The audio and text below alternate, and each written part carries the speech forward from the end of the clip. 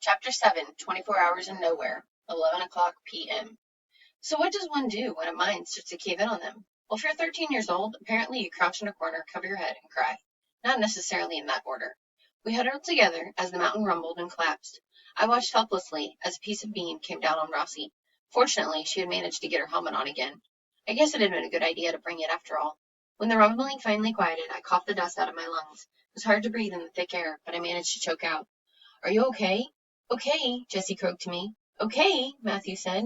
Rossi pointed the little flashlight at her face. Okay, she said from under her helmet. I took the flashlight from her and shined it around us. We were surrounded by rubble. I was reminded of Lewis, the kid with the pet centipede and salvation disorder. Lewis's trailer was so filled with junk, you had to walk through tunnels to get from room to room. I always felt suffocated when I was in his trailer, because no matter where I stood, I was closed in by stuff. The mine was like that right now, only there were no tunnels, just walls. Claustrophobia, extreme fear of confined spaces. I looked above me and saw what had saved our lives. A giant boulder jutted out overhead and prevented the mine from caving in right over us. The air was thick with dust, almost too thick to breathe, and we all coughed and gasped. Jessie sniffled beside me. What are we going to do? No one even knows we're here. I shined the light on him and Matthew and saw they were holding each other in what could almost be considered a romantic embrace. Matthew pushed Jessie off of him in disgust. We're trapped, Matthew said. We're trapped and we're going to die. We're going to die horrible, agonizing deaths. We'll suffocate, or we'll starve to death. No, Jessie sneezed. We'll die of thirst before we starve to death. Stop it, I told them. Rossi looked at the rubble surrounding us, breathing heavily. I think we can crawl over it. The thought of trying to squeeze between the rubble and the new ceiling of the mine wasn't appealing, but neither was sitting here, waiting to die. Remember that wall, Rossi said? The one your chisel went through? Yeah. Maybe it's another corridor. Maybe we can get back there. It's only about 10 feet away. Maybe we can break through the wall. And maybe we'll die in the rubble, said Matthew. Maybe, said Rossi. Or maybe it's filled with menthol, said Jessie. Methane, I said. Jessie threw up his arms. Oh, like that's any better. Maybe to all those things, said Rossi, but sitting here doing nothing is not an option. Easy for you to say, said Jessie. You have a helmet.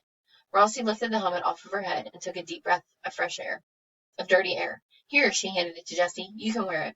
Jessie's eyes were huge as he quickly pushed the helmet over his frazzled hair, which was more gray than dark brown right now. Matthew shook his head. Wimp. I'll go first, I said. Jessie nodded, the helmet flopping forward. Great idea. I rolled my eyes. I'm the smallest. If I can't fit, then none of you can either. Rossi stared at me. She was breathing hard and her forehead was covered in sweat. I lost my backpack. Our water was in it. Don't worry, I told her. I have a jar of water. 1 jar of water for 4 people? I realized immediately I wasn't going to be able to hold my flashlight and scale the rubble, a mix of rocks and earth and rotten planks, at the same time. I stuck it in my mouth and started to climb the unstable pile. My hand slipped and I tumbled back down, along with a bunch of rocks that banged at my legs. Okay, I muttered. Again. I grabbed at a different place in the debris and once more attempted to climb the rubble. It was a 1 step forward, 1 step backward sort of process as I fell back down. I don't know if I can get up there. I'll help you, Rossi said. She moved the lantern closer to the pile. Good thing I grabbed the lantern, said Jessie, clearly proud of his bravery. You were already holding it when the mine caved in, Matthew said. There was no grabbing involved. I groaned. Scaling the rubble was starting to seem like fun compared to sitting with these two. Rossi held out 2 hands linked together, and I stepped into them. Then she hoisted me up. I grabbed onto the rocks and planks with all my might, the sharp edges tearing at my thin t-shirt and the skin beneath. When I started to slide back down, Rossi pushed at my butt to keep me up. Seriously, here I was in a collapsed mine, trying to scale a mountain of rubble, hoping to break through a wall to who knows where, likely to die at any moment. And all I could think was Rossi Scott is touching my butt. After what felt like an eternity, I made it to where the rubble wasn't so loose and steep and was able to pull myself on top of the pile.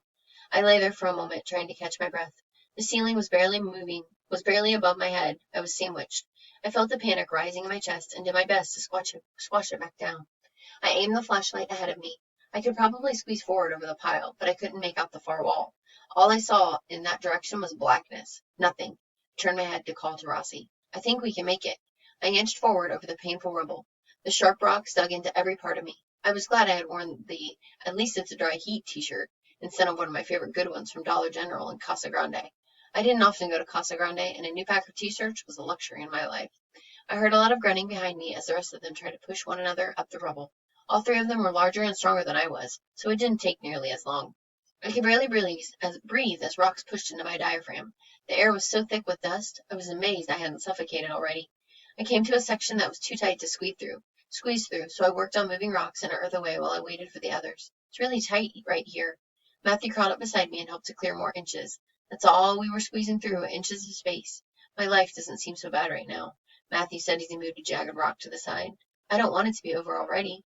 I took a deep breath of gravy-thick air and swallowed the dirt in my throat. It won't be.